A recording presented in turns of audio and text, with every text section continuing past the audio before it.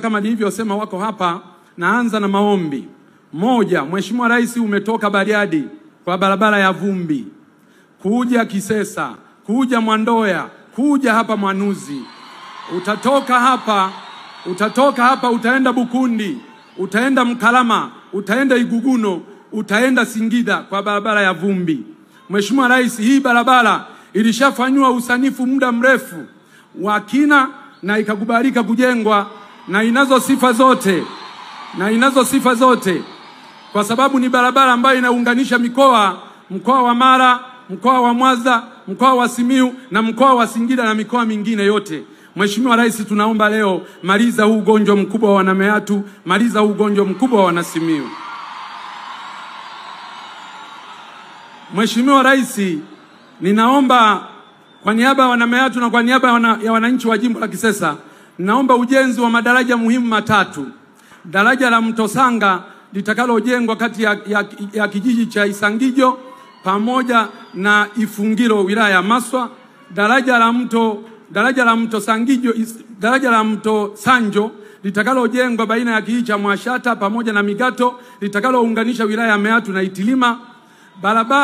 Daraja la Mto Semu litakalojengwa kijiji cha Mbugabanya litaunganisha na kijiji cha Mwajidalala. Madaraja haya matatu, Mheshimiwa Rais, ni muhimu sana kwa uchumi wa wananchi hawa na ndio maana unashuhudia hizo shangwe zinazopigwa. Mheshimiwa Rais, katika maombi ninaomba jimbo la Kisesa sasa katika miundombinu hii ya kijiografia, naomba jimbo la Kisesa lipewe halmashauri ya wilaya kwa ajili ya kusukuma nguvu kubwa ya maendeleo. Mheshimiwa Rais, lakini jambo jingine ni hospitali, kituo cha afya cha Mwandoya. Kwa jiografia hii unavyoiona, naomba kituo kile cha afya kiwe hospitali teule. Mheshimiwa Rais, tunazo changamoto, nitataja chache, zingine tutapambana nazo na Mheshimiwa mkuu wa mkoa, mkuu wa wilaya, mkurugenzi mtendaji na watendaji wengine wa serikali.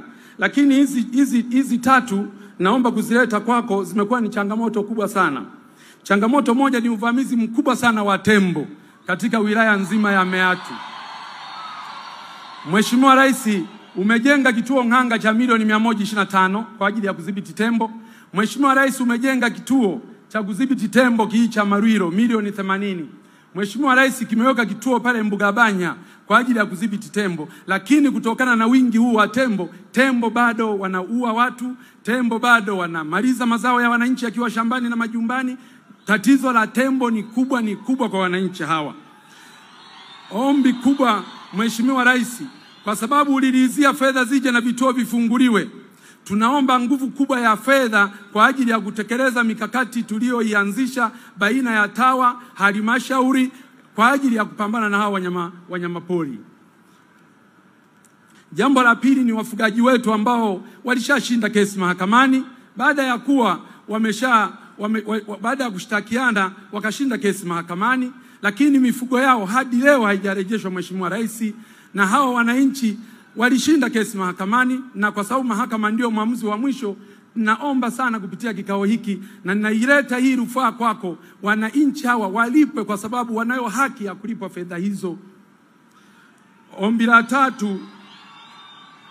tatu Mheshimiwa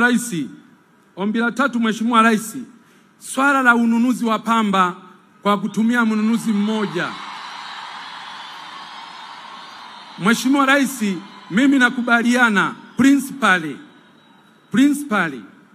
kwamba swala la ununuzi wa mnunuzi mmoja kwanza linatuondoa kwenye soko huria, lakini pili kunakuwa hakuna ushindani.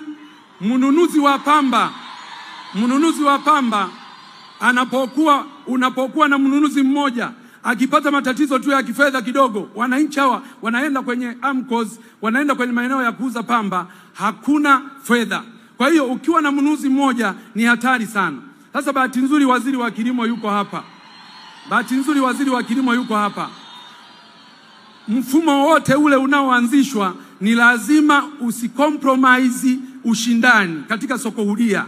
Mfumo wote ule unaoanzishwa usilete usumbufu kwa watu waende kuuza pamba sokoni halafu wasikute pesa. Wakiwa wanunuzi wengi, huyu akiwa na changamoto ya fedha, huyu akiwa na changamoto ya fedha, huyu atakuwa nazo fedha. Kwa hiyo ukiwa na wanunuzi 5 huwezi kupata shida ya fedha. Mheshimiwa Rais, sisi kule Kisesa tunakudai. Na wale na maeneo mengine kote wanaosema wakudai zile fedha zihamishe kule zilete Kisesa, kwa sababu bado tuna mipango mingi ya maendeleo katika maeneo yetu. Sasa pongezi. Mheshimiwa Rais, umefanya makubwa. Na mimi leo nataka nikupongeze hapa. Nimekuwa nikikupongeza ukiwa mbali, hatuonani. Leo ana kwa ana nataka nizifikishe pongezi hizi kwako. Mheshimiwa Rais, mimi ni tofauti kidogo na viongozi wengine ambao wanazungumzia matumizi tu. Mimi naamini kwamba matumizi ni matokeo ya mapato.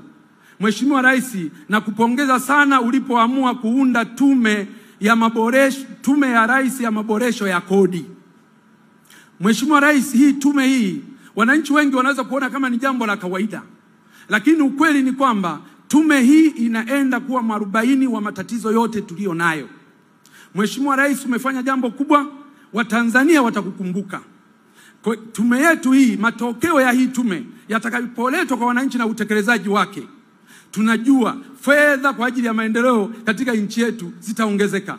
Mapato yanayokusanywa leo, mimi na hapa Mpina, mapato yanayokusanywa leo na TRA pamoja na taasisi zingine za serikali yataongezeka mara 2 au zaidi. Sasa Mungu atupe nini wa Tanzania? Rais wetu umelibuni hili, na ninajua tume ya mipango muda mfupi italeta taarifa yake, na sisi akina Mpina tutahakikisha mapendekezo hayo yaliyoletwa na hiyo tume, hata yakiletwa kesho kutwa tu, bunge likiwa limebakiza siku 5, tutayasimamia kikamilifu ili kuhakikisha kwamba Watanzania wanapata tija kubwa.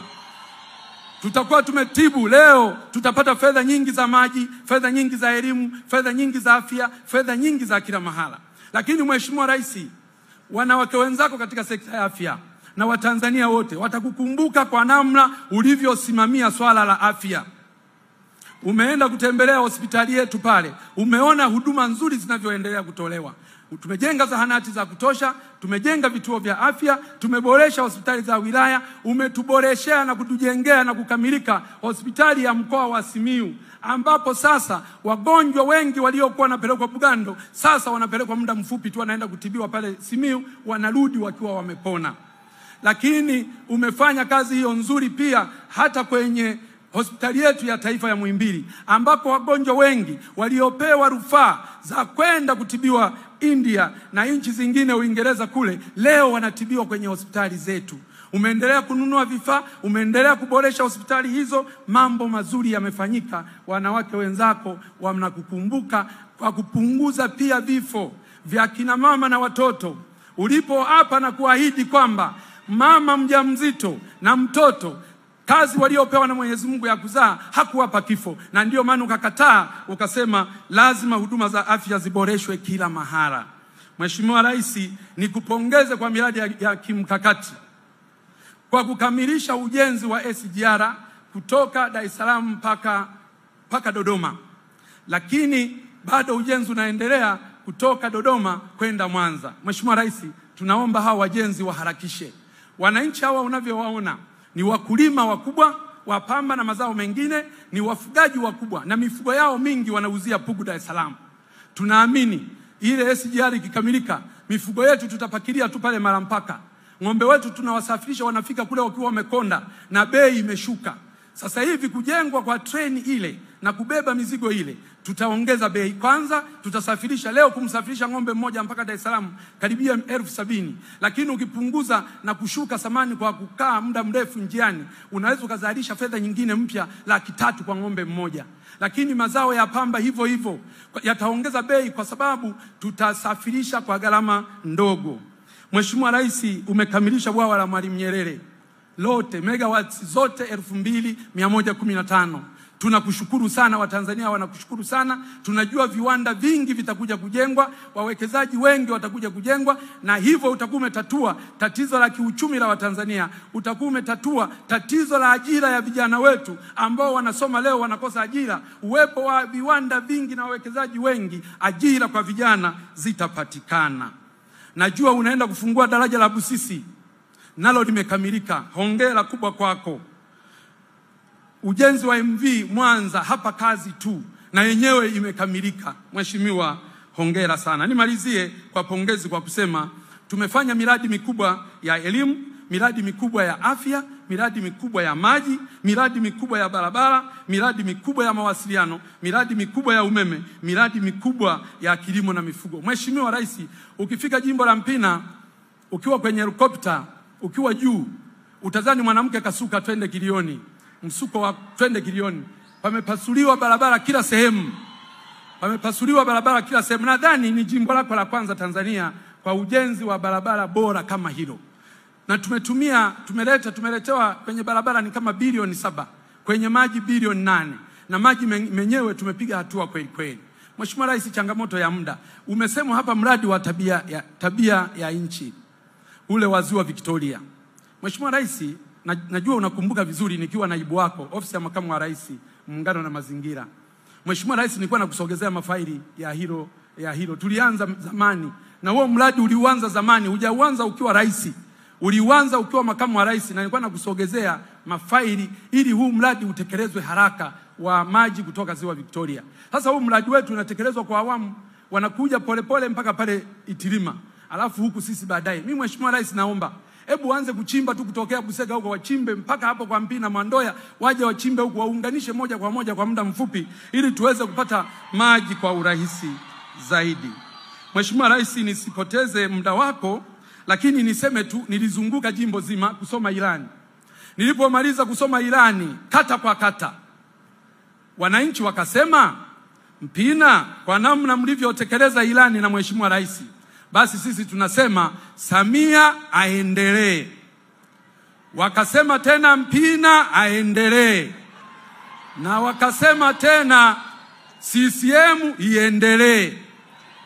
Kwa hiyo hata pale kwenye majina pale sina mashaka kwa ujumbe niliofikisha kutoka kwa wananchi hawa. Mheshimiwa Rais, asante sana, karibu sana Kisesa, asante sana.